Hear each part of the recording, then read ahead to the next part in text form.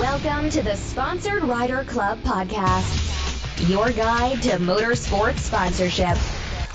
Here's your host, Josh Wiese.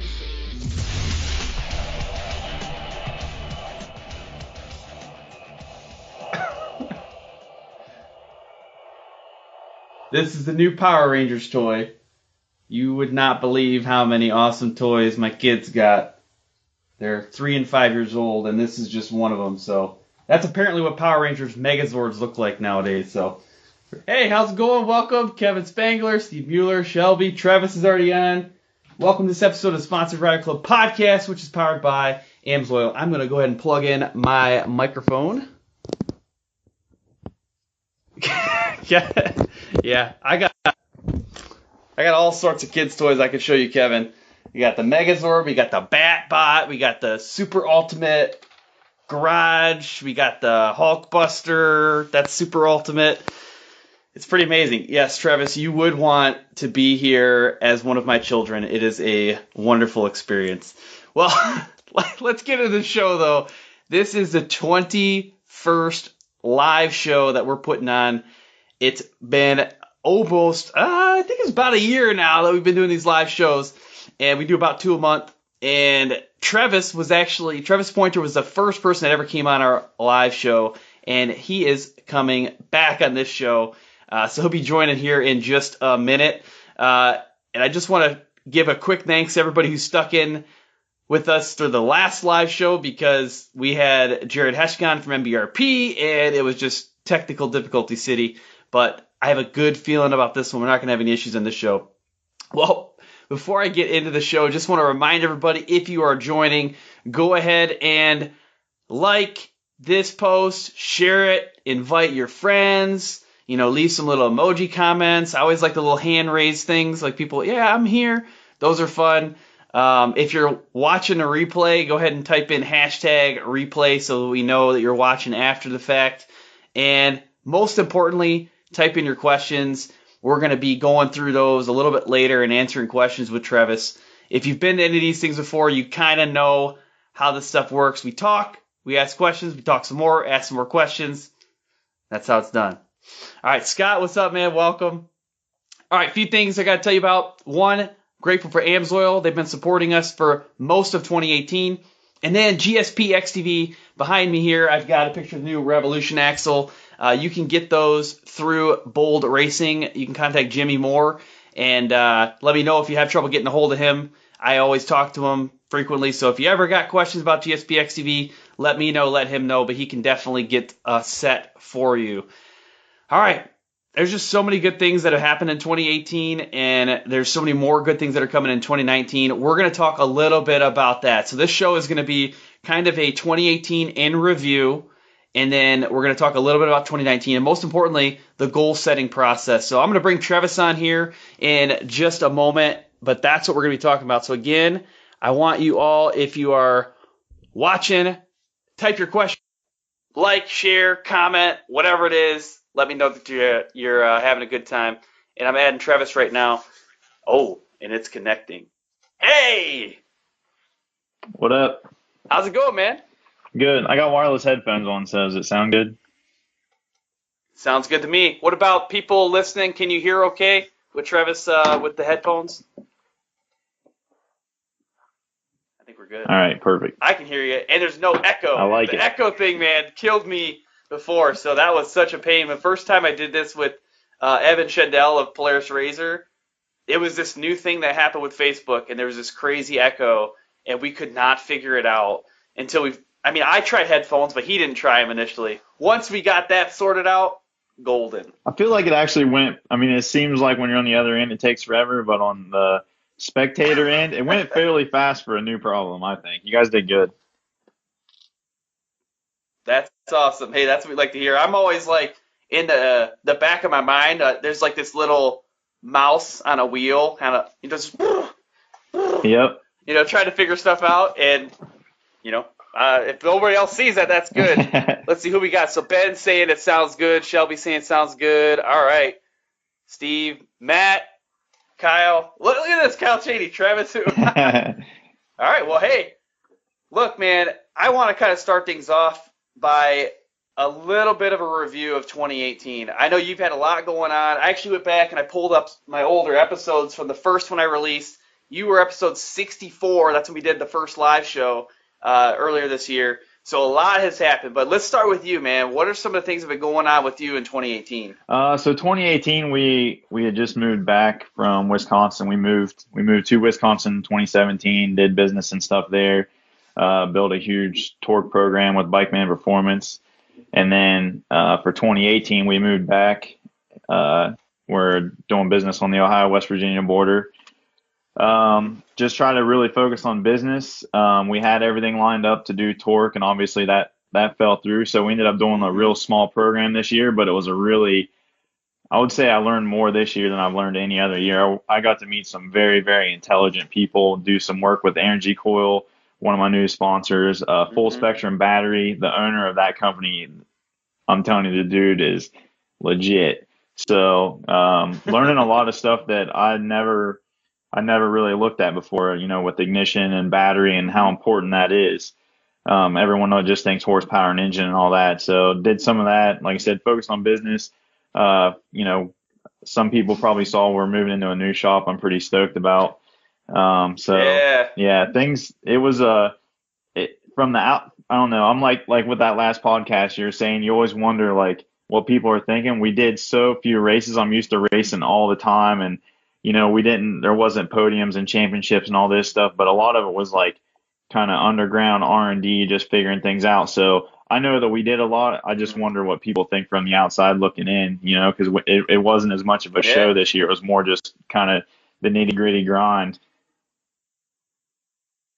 Yeah, that is an interesting thing, like, because nobody really knows what's going on, and social media is just a highlight reel, so you never really know what's happening behind the scenes. So that's an interesting question. I wonder if anybody else runs into that too.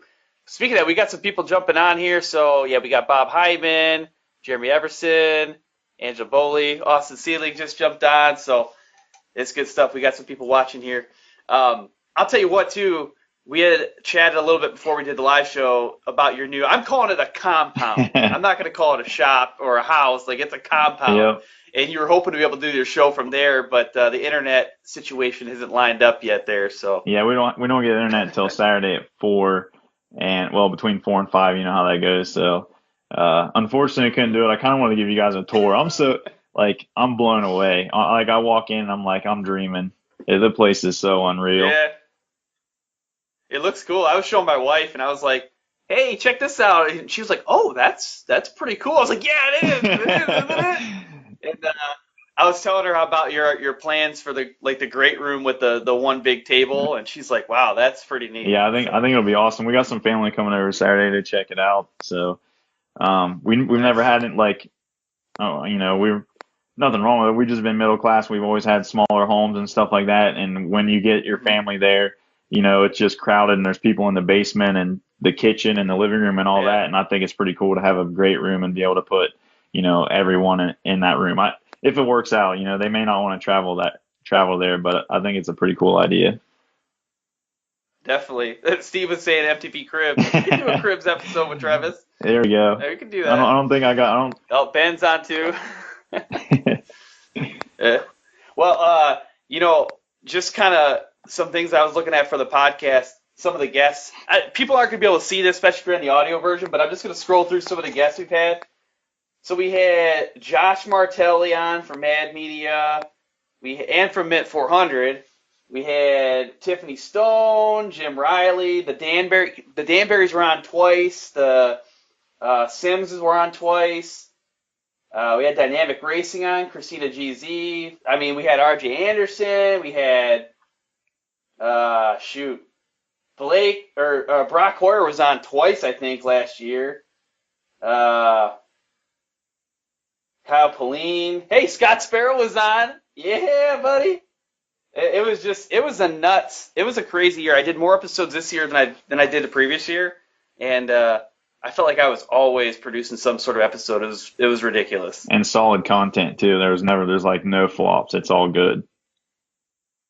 Yeah, well, I'll tell you what. I tried something recently. My latest episode. We'll see if it's a flop or not. but I've never done a solo episode. I've always had some other guest on, and I told my wife, and I was like, hey, what do you think about me doing a solo one? She's like, I don't care. Why do you think that I care about your show? Like, just do whatever you want. And so I just sat down and recorded something. What came out was, what can spaghetti teach us about sponsorship? It is what it is. Let me know what you think. It was the latest one. I just released it, and that's literally what the title was: Spaghetti and Sponsorship. So hey, if you want to know, go check it out. But it's different. I haven't checked it out yet. I've been busy moving and stuff, so I'll check it out as soon as we get moved in. I'm like, I'm either going to get a bunch more listeners that are intrigued by this weird concept of spaghetti and sponsorship, or everybody who's listened to my show has been like, no, we're done. We're done. Chad was saying, my wife says the same thing about his podcast too. Yeah, I don't think that my wife has ever actually listened to my show. I mean, I forced her to listen to a couple segments, but she hasn't actually listened to it, which I understand. She has no reason to, but it is what it is. Well, what else, Travis, man? What else has been going on in 2018? Is there anything else that you want to bring the audience up to speed on? Like I said, just pretty much nitty gritty stuff.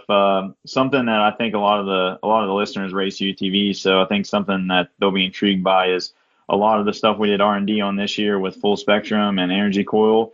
You'll be seeing it hit the market for the consumer in 2019. So it's definitely some very trick stuff and stuff that when you plug it in, because it's all electrical, literally plug in, you're going to be mind blown at the gain you get. So I think there's going to be some pretty pumped people about that, and they'll see the hard work that we put in behind the scenes this year. Yeah, that's pretty cool. This wasn't really stuff I was going to talk about in the show, but it is interesting when you talk about the R&D portion, because that is huge for sponsorship programs. And some people are doing R&D for years, right? I mean, I work in an R&D environment now, and we're working on stuff 5-6 years out, and that's just the stuff that we know about. I mean, there's other things too that are like even before R&D, like the pure research, and I mean, it's just concepts, it's thoughts. So that's pretty cool that you brought that up at the beginning of the show. Yeah, it's crazy. Like I said, I try to pay attention to my social media, and I want to put good content out and stuff. That's a lot of what my sponsorship is. But this year was like I said, it was a whole different side. It was kind of like the hush hush. This is R&D stuff. Not everyone needs to know about it. It may work, may not work. We don't, publicize it. So it was a very different year for me, but very exciting and very informational year for me also. Definitely. Looks like my post made a few people hungry. So hey, at least I got some reaction. So I'm good with that. the spaghetti post. Well, let's talk a little bit about what 2019 might bring. And part of that I want to discuss is like the process of goal setting. For me, I have my own little way of doing goal setting. In my day job, I have a very formal, structured way. And then I also do like a life goal setting, I guess you could call it. And it's this like free-forming, really out there method. But the important thing, I think, is that I do goal setting, and you and I have talked. I know you think ahead quite a bit. So what's kind of your process for, thinking about what the future might hold, and maybe it's goal setting? What does that look like? So actually, Dan Hamilton, one of my mentors, is the one that got me writing my goals down, and he made me do it 10 years out. And I thought, that's crazy. Like, why would I need a plan 10 years from now? I'm like a wing it kind of guy. So, and what's funny is I set financial goals, was one of the first things I did. And that was the hardest thing for me to set. I mean, how do you set I can do it now pretty easily, but before I was like, how do I set how much money I want? I want to make as much as I possibly can. But I set goals and I literally hit them 3 years in a row. And some of them I thought, there's no way. I just like literally wrote a number down thinking it would be cool to do that. And we hit them 3 years in a row. I couldn't believe it. So, I like to set, financial goals. This year, the other thing that I did, is I'm away from my family a lot for racing. I've been so focused on business and racing, I've lost a lot of my relationships with family and friends. So I did more of that this year. So I kind of had some goals spend more time with my family. I went to more family events and stuff. I mean, it doesn't matter what kind of goal it is. If you actually write it down, it's more likely that it's going to happen rather than just saying that you want to do it and then never thinking about it again. So I like to do, long-term goals, even just 1, 2, 3 years out. But the other thing that you have to pay attention to is you need smaller goals too, like daily goals, even if it's just making sure that you're up at 4 a.m. to get to the gym, which is one of my new ones, or, you have to have small goals to get to the long-term goals. And then, it's like, like you were talking about, you got that thing in the back of your head. Like, I wonder, how are other people seeing this or whatever? And that you have that drive for this podcast to be perfect, right? That's what that is. So you're kind of like hard on yourself. So if you have this long-term goal and you're hard on yourself to get to that goal, but you never pat yourself on the back for the short-term goals and you get there, you can get depressed and down on yourself and you'll quit driving yourself forward. So you need those little small goals before the big goals. You need to reward yourself and be thankful for the stuff that you do, while at the same time being hard on yourself that you want to be better than you were the day before. So you probably saw me grab this book. It's hard to read it because I think my phone inverts it, but it says The Slight Edge. It's by Jeff Olson. I keep it right here just as a reminder. This book is all about what you just said, the daily goals, right? The slight edge really means everything that you do each moment, every decision you make adds up over time, right? Exactly. So if you decide, hey, right now at this exact moment, I'm going to work hard towards whatever my goal might be, even if it's a 30-year goal, right? I'm going to make a decision right now to work hard towards that. And then the next minute, I make the same decision, and the next minute or the next day or the next week, and all of a sudden 30 years go by, and you're like, holy cow, I have this huge advantage that I never thought would have been possible 30 years ago, but I did something about it every single day, and ultimately, I achieved whatever goal that it was that I set out to achieve. Exactly. The war is won with every small battle. So it's just a bunch of small battles, that you fight for every day. And humans are creatures of habit. So if I'll just give you 100% what I did. I used to race motocross. I was in shape. To me, racing UTVs is difficult. Trust me. There's definitely some physical there, and there's a lot of mental. It's mostly for me mental. But coming from motocross, racing UTVs to me is like playing video games. You know what I mean? It's nowhere near as physically demanding. So I pretty much let myself go. I wasn't racing. I wasn't working out. My excuse was I was too busy with business and racing. I couldn't be in shape. I couldn't cook to eat clean. Just eat fast food. And my habit over the years, I just literally would just go get fast food, eat real quick, and get back to work. And I was joking on your on your Facebook page or whatever about how I lost some followers posting a workout video that was like week 2 or 3 in or something like that. But now I'm 17 weeks in. I've only missed like 6 days in the gym. I've cut down to like right around 15% body fat. And now if I don't go to the gym, I feel like I wasted the whole day. We're talking 17 weeks, and I can't remember who it is, but someone says the first 21 days is what's hard. After 21 days, it becomes habit. Yep.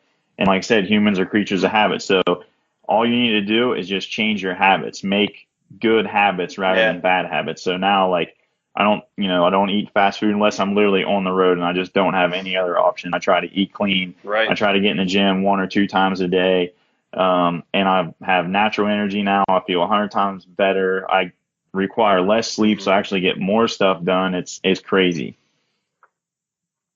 Yeah, and that trick that the food plays in your mind too, or working out plays in your mind is amazing, because if you eat poorly for a extended period of time and you don't work out for an extended period of time, you get this. At least I do. I get this fog. I don't know how to describe it other than a fog. Yeah, it's like I can't quite see everything. I can't quite think clearly, and then you slow down a little bit, and then you're like, well, man, now I'm tired, so I'm not gonna do whatever I planned on doing tonight. That's fine. And then 30 years go by, right?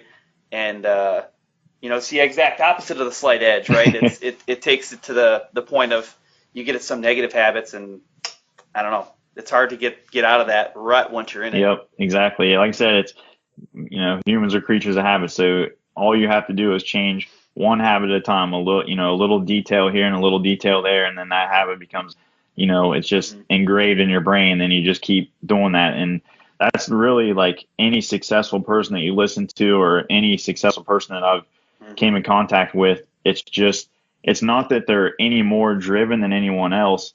Anybody, I don't care if it's me, if it's you. I mean, I'm sure there's times you got to do something on your podcast and you're like, I don't have the energy to do it. I have other stuff to do. How am I going to do this? It's not that we're any more driven than anyone else. It's just that we have goals set, right? We have a schedule set. We have habits, and we've just turned those into habits. So we just do it day in and day out. As to where if you don't have those habits, you don't have those rituals, you don't have that organization, when you lose that focus or that drive, you're more likely to, slip off the path. And then once you start struggling, it just gets harder and harder and harder. Yeah, definitely. Well, I was going to go back to a comment that somebody made a comment about Kevin Spangler. He said, hey, I need to make a goal sheet. So I actually want to talk about that a little bit, because I struggle a couple years back. I really like format. I like to have structure to things. So, I've got a budget, and my budget's 10 years out, and it's this fancy form, but like I started with nothing, So just to go back to Kevin's comment there, you don't really have to have anything super formal for a goal setting process. I mean, I remember I actually found this sheet a while back. The first time I ever did it, it was on this some card stock that someone had given me as a present. I don't know. I just started jotting things down on these notes, and I shoved it in this little binder, and I found it like 5 years later, and I was like, oh my goodness. But I had been actually working towards those goals. But now I have a little bit more formal process. But what I do, though, I do this thing, I guess it's called, I call it mind mapping. So if you Google that, it's mind mapping. That's how I start my goal setting process every year. So I look at my previous year's mind map, and then I start this new one. In the center, I just write me, and I draw this little picture. It says me, and then I put a couple of different legs on it that says health, family, recreation, and I think finance, something like that, or business or something like that. And then like the business one, I have these things that says, hey, all right, I want, to make X amount of dollars by 2025, whatever it is. And I want to make, I want to have this certain vehicle. I want to have, this much debt, whatever those things are. I've even done it when I started the podcast. I said like, hey, I want to have this many downloads per month, blah, blah, blah, blah, blah. And then for like health, hey, I want to lose 3 pounds or whatever it is. For family, I want to go on three family trips. For adventure, like, hey, I want to go on 5 camping trips, whatever it is. And I write those things down, and I pull it up throughout the year, and to make sure I'm trying to go towards those things. And I look out at my 5 and 10 year plan and say, hey, am I still on the right track?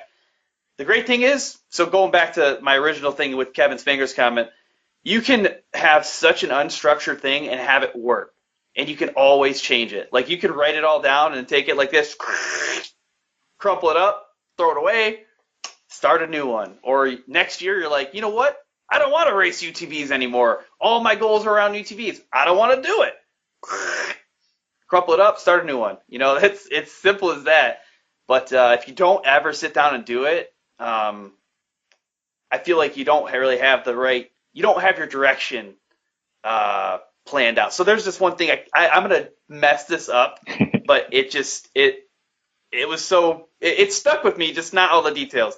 So there's this thing where, story I read where there's a guy who's leading this, I think it was an army, and they were chopping down this forest to get to wherever their destination was. And they're all just heave ho, chopping down all these trees and clearing this brush out, making their way through the forest. And, someone's like, we need to move faster. We need to go harder. We need more people. And there's another guy that comes in and he says, hey, everybody, you guys are doing great, but we're in the wrong forest. We're actually supposed to be over here. So they're putting all this hard work in, but they didn't really know where they were going, and they were actually going completely in the wrong direction. So someone had to come in and point that out. The great thing about you having control over your own life is you can point that out for yourself. And that's what goal setting is all about. Yeah, I can't remember who it is, but someone was talking about they're like talking to an audience or something, and they asked the audience, if I give you a bow and arrow, how many of you could hit this target?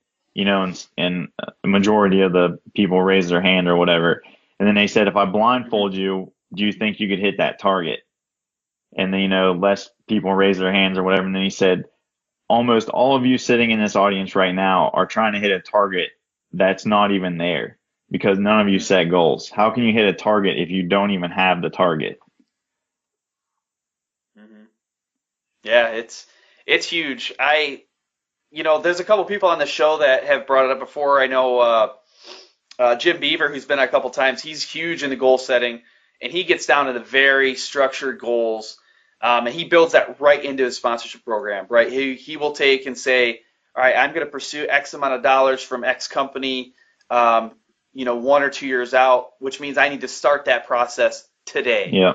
And there's a number of people, we talk about it like here and there on the show, but we've never really, until this show, we've never really focused that much on the goal setting process. Yeah, Jim's definitely someone I would like to just hang out and have him mentor me for like a year because he just crushes it at everything he does. Yeah. I'll tell you another person that crushes it that needs to be on the podcast is Kyle Cheney. That dude has like step after step after step, dude. He's crushed everything. I mean, he was the first UTV I rode in was his, and he won in a stock commander podium or something crazy like that. Got a Can-Am rod and just like in racing, he's just climbed. In business, he's just climbed. The dude is, if he touches it, it turns to gold. So we definitely need to get him on here. Kyle was on a minute ago. I don't know if he hopped off, but if you're still watching, shoot me a DM or a PM or a text. Oh, there he is. He is still on. Oh, yeah, you got called out now. There's hundreds and millions of people right now who are watching, and they're thinking, Kyle's got to come on. But, yeah, that's awesome, man. That's a good shout-out, too. That's not the first time you've given a shout-out to Kyle either. So no, we've been buddies for a while, so he's a good dude. Yeah, that's good stuff. You had mentioned Jim Bever helping out from like a mentoring standpoint. He's spent some time with me, like getting my podcast going and like bringing some guests on and getting some structure in place. But I could use about 100 more hours with him. Yeah. But there's someone else who I just met recently who I would like to do the same thing. Vipe Desai. He was just on the show.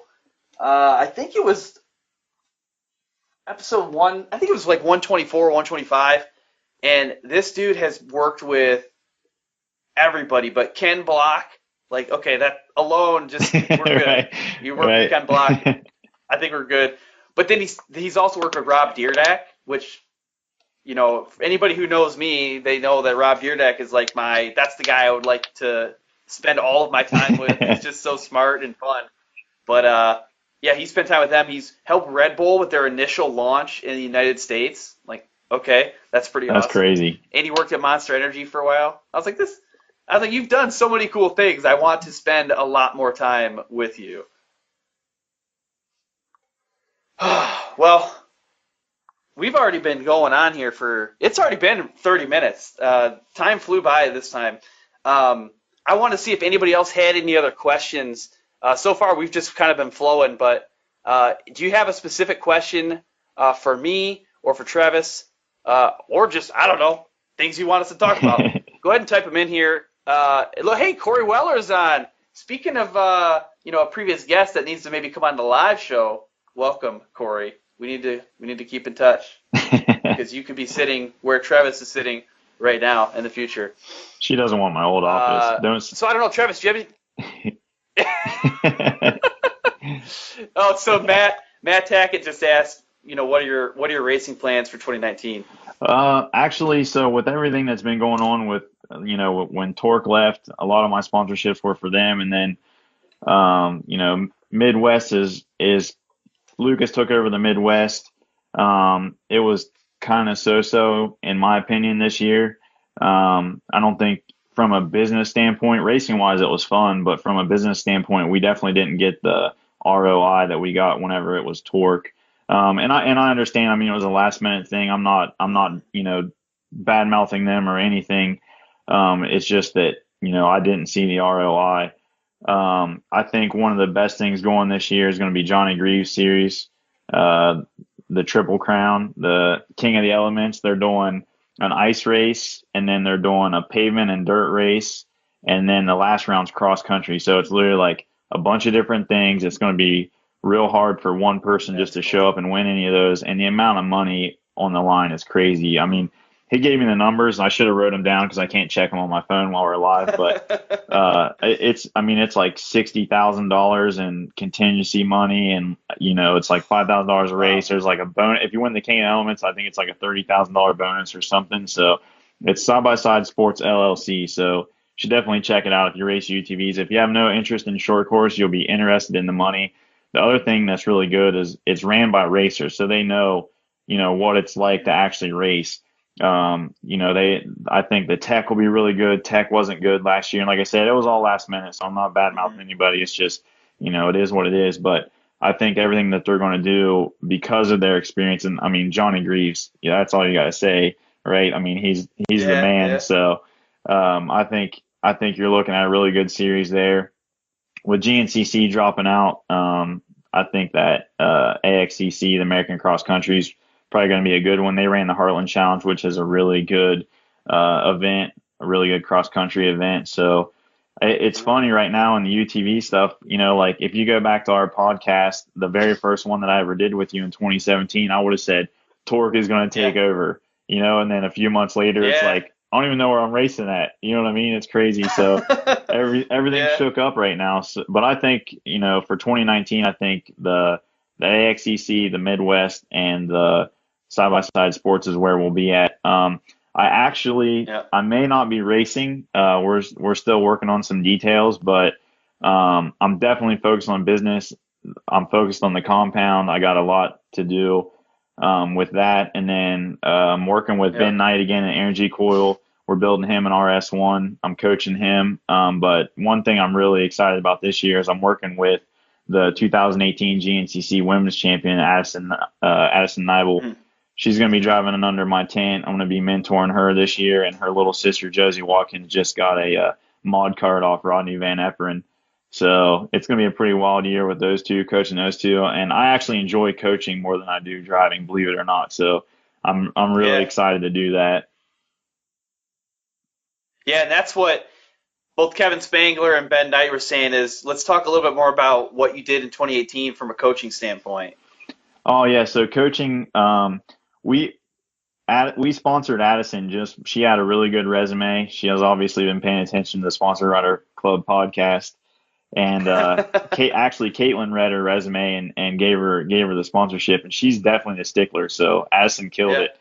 And we helped her out, and then her dad, her whole family's super cool. So that's something we've talked about a lot of times is just meeting people face to face. And once we met the family, I saw it's really important for younger kids, I think, to have that family behind them. You know what I mean? Like, this stuff isn't free. It's not like it just takes, just drive to the race and leave. I mean, there's hours and hours of preparation and stuff. So it's very, very important to have that family or just some kind of foundation behind you to help you. So when I met her parents and I saw how involved they were in the race program and how bad she wanted it, and like, she's really hard on herself, but she's always positive. So like, I know she wants to be better, but she's never like down on herself at the same time. So I just saw a lot of qualities there that I thought, man, I could really help her get somewhere with this. And then when you see her drive, I mean, I don't care who's next to her. It could be me. It could be Kyle Cheney. If she wants to punch out of the way, I'm telling you, it's coming. So she's pretty exciting to watch. So I think it's going to be pretty cool to do stuff with her. Good. But just met her and liked everything about their program and kind of started coaching her with the short course stuff. And then she obviously killed it in the woods. and just looking forward to doing more one-on-one stuff and being able to spend more time and develop her program. Nice. It seems like you enjoy the coaching aspect, and definitely people wanted to talk about you. So talk about you doing that part of I guess your skill set. So that's good. So yeah, Ben had brought it up a couple of times earlier. That's how I was going back and checking. Yeah, Ben. Looks like a couple people want you to race in Moto as well. Yeah, we. If you're on my Snapchat, I bought a Sierra 125 to restore. So, and then I got yelled at for buying it. And then Caitlin got me some boots and some riding gear and stuff for Christmas. So she's like, I felt bad for yelling at you, so here's some gear so you can ride it. I'm like, what the heck? I got this thing to restore and sell. So I may be doing a little bit of moto. Jason Luberg's building a pretty sick track close to the new compound, and it's gonna be moto and UTV friendly. So might have to pound a couple laps on the old two smoker. I was gonna say there was a couple of comments about it. I was like, man, something's going on here that I missed. So yeah, and I'm definitely not gotten into the Snapchat scene. I tried getting into it. It just didn't last. There's just no statistics for it, so it's hard to when you spend so much time with your podcast and stuff. It's like you can't show the return on investment. But for me, it's just kind of like my friends. You know, it's not private, so anybody can add me and watch or whatever. You don't have to be friends with me, but it's more just like there's nothing serious. It's just kind of goofing off stuff. So yeah, no, that's good though. Well, I don't have anything else to talk about. You know, it's already been we've definitely covered our time today. Do you have anything just in closing that you want to leave us with? No, I think it's really important. Like we've said before. Find a mentor, like, you know, Kevin's, if you don't know where to start or whatever, find the most successful person that you can come in contact with, anyone that's in a position where you want to be, and just try and communicate with them and spend as much time and ask as many questions. You know, some people won't tell you and some people will. It just depends on who they are. And then, like you were saying, you got to write stuff down. I kind of do like you're taught, you know, to do essays. I just kind of, you know, put some bubbles and some ideas in a rough draft, and I literally just brainstorm. If I write something, anything I want to do, I just write it down. Any goal I want, I just write it down, and then I go back and restructure it into like a little better rough draft, and then I kind of pinpoint the stuff that's important. And like I said, just do the daily goals. I mean, even if it's like I said, I'm getting up at 4 a.m. I used to say my favorite thing about owning my business was to not wake up to an alarm clock. Not wake up to an alarm clock earlier than I did when I had a 9-to-5 job, so that I can get to the gym and get my day started and like just make sure I'm hitting my points throughout the day. So just create good habits, because humans are creatures of habit. Whether it's good or bad, you're a creature of habit. Write all your goals down and get around the people that are where you want to be. Perfect. Well, I could talk about this stuff forever, but you know, we got to close things out at some point. I think so. Hold on, I am gonna. I think Ben wants me to talk about how he never raced a UTV before. With a little bit of coaching, he went from like last to 8th in his first race and set the 6th fastest lap time. Nice. That's awesome. I think that's why he's hounding us. That's awesome. Yeah, he's like, look, guys, you got to talk about me here a little bit. You got to talk about how good I did. I got you there. Actually, real quick, I just saw this message come up from Robert Farrell. So I was about to close, but I'm not, because this could be a good one. How about some details about Crash Addicts? So is there anything else you want to share about Crash Addicts? Maybe, I don't know Robert personally, but. Oh, yeah, so Robert runs, he's like a parts manager, I think, at the player shop, but, no, I mean, pretty much we're just kind of doing the daily grind. We're definitely working on some new stuff coming out. We're signing up new dealers. We're definitely growing, but I don't want to say too much. I got some stuff in the works. I've been working on it for a little over a year now, and I'm not going to say anything yet. Okay. You've been getting used to that with the 2018. Keep things a little secret. Yeah, Ben's got me Mr. Secret Society now. So, you know what? I'm gonna do this too. I want everybody to look forward to the next episode here. I'm not gonna tell you anything about it, but you can't miss this one. Maybe we'll tell them. All right. Well, hey. Go ahead. Oh, so maybe we'll tell them a little bit about Crash Addict on the next podcast with me. maybe I'll release the info here. There you go. There you go. That sounds done. All right. Well, hey, I appreciate everybody taking the time to listen, whether it's you're on the replay, you're watching this live, or if you're listening to audio version later. I appreciate you, and I'm going to leave you with this. Have fun and ride safe.